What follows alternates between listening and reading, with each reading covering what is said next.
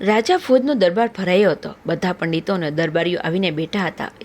એવામાં એક કારીગર આવ્યો. તેણે સોનાની 7 પૂતળીઓ બનાવી હતી. રાજાને બતાવીને કહ્યું કે આ 7 સોનાની પૂતળીઓની કિંમત કરી આપો.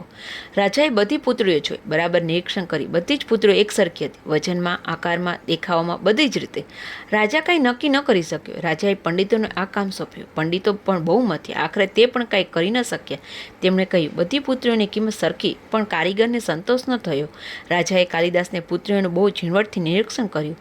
પૂતળીઓ તો સરખી જ હતી, પરંતુ તેના કાનમાં કાણા હતા. કાલિદાસે એક લાંબી સળી મારફતે બધી પૂતળીઓના કાનમાં નાખી જોઈ.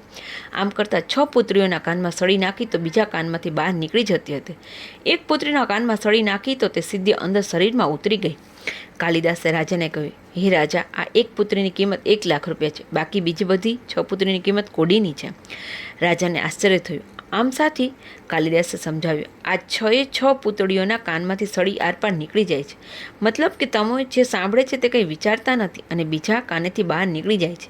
મગજમાં કંઈ રાખતા જ નથી, તેથી તેની કિંમત કોડીની છે. જ્યારે આ એક જ પુત્રી એવી છે કે તે સાંભળે છે તે બધું જ મગજમાં ઉતારે છે, બીજા કાનેથી બહાર કાઢી નાખતી નથી, તેથી તેનું મૂલ્ય 1 લાખ રૂપિયા છે. આ સાંભળી રાજા ખુશ થઈ ગયો. કાલિદાસને ઇનામ આપ્યો.